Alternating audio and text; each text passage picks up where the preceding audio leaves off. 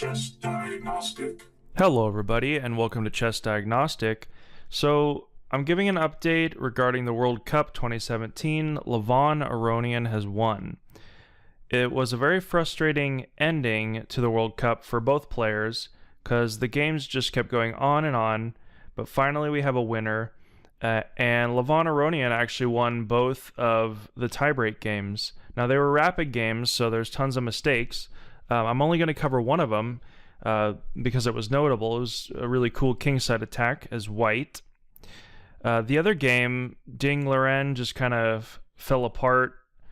He played an unsound attack. Levon Aronian defended, and he just ended up with a winning position. So this game, starting with c4, Aronian clearly outplayed his opponent, but it's a very thematic kingside attack. We'll see what happens. So c4, knight to f6, developing a piece, knight to f3, e6, and now we have the English opening with knight to c3, d5, d4, and now we actually go into the semi-Slav defense with c6. Now the problem with the semi-Slav defense for black is that he has pretty inactive queenside pieces, and this is a really detrimental thing in the game here because it allows white to start an attack later on because he's just not developed. Bishop to g5. Of course, a pawn move is kind of a waste of time. It is a line, but he takes. Now the queen's developed.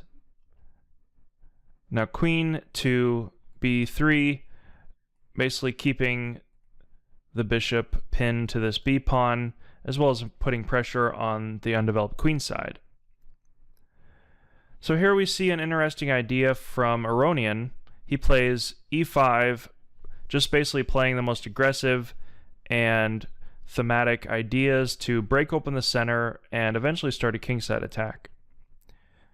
Pawn takes, knight takes. Now notice that when you take on e4, not only do you relieve the pressure, but you allow the opponent to increase his own activity. Now the knight moves forward to e4, and black helped him do that by his own move.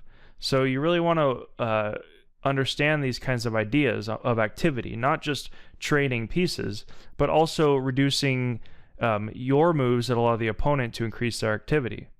So now the e4 knight's threatening the queen. Queen has to move. Develops the bishop to protect that knight on e4. And now with e5, you could see that black is having some trouble developing. Both the rooks and the bishops are completely inactive. White's one move away from being completely ready to do anything in the center, the kingside or the queenside. And black is quite a few moves away from castling and developing. So Aronian just continues. Bishop to e7, slightly passive, but there's really no options at this point. Again, a pawn move. So we can see 3 pawn moves that have just wasted time and really haven't accomplished anything.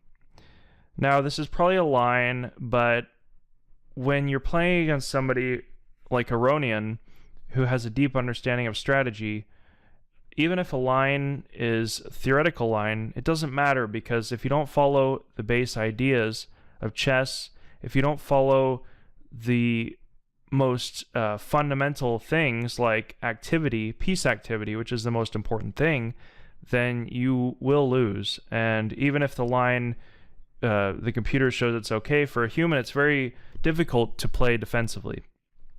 So he takes the pawn. Of course the knight could take, but Aronian has bigger plans.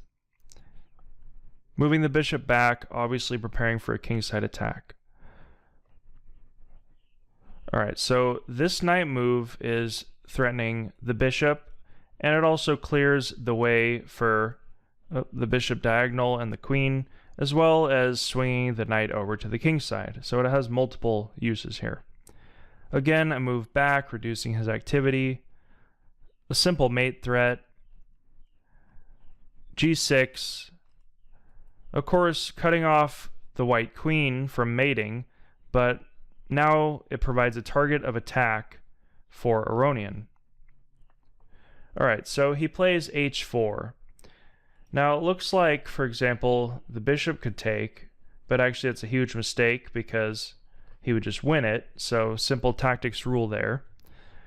And h4 also has the threat of h5 tearing open his king side. He plays it anyway. And now the knight is the only thing that stands in the way on this weak diagonal from preventing mate. Very simple move to find, knight to e5. Lots of threats, with black being completely undeveloped. Again, there's really nothing for black to do at this point. It's pretty crazy, but he's already lost. Very logical move, threatening the queen. Now if he takes, then there's a quick mate. And then he'll bring his rook in. Rook to f7. Rook takes f7. And then he has to give up his queen. And he'll be mating next move. Of course, we don't get that, but it's still bad. Trying to trade queens and basically keep his attack from getting too strong. But after the knight check, Aronian has the brilliant move, just simply moving his queen over, keeping all the pieces on the board, and eventually he'll chase the queen back and just resume his attack. Now these are the kinds of moves that are sometimes hard to find among these strong players, is just the very simple and logical moves upon analysis.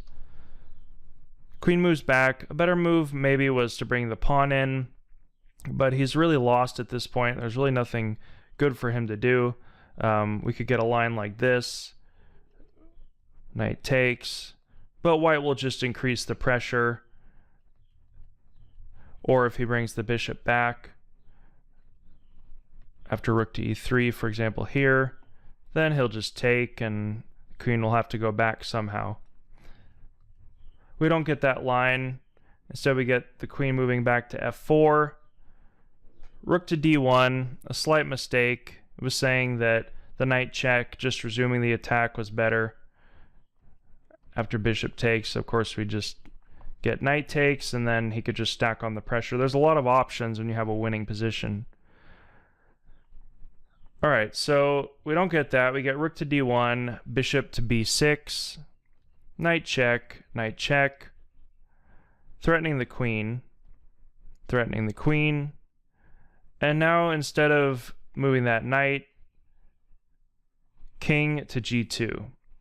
This file is open with the queen and the king on the same file, and this knight proves to be a huge thorn in his side, trying to cut off the diagonal again, pinning that knight. Now notice, for example, let's go back.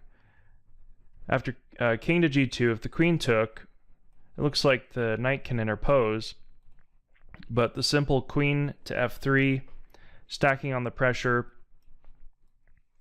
And now notice if the queen moves, for example here, we actually just get a checkmate. Rook from d to h1, and there's no way to stop mate. So he'd have to play here and give up his queen.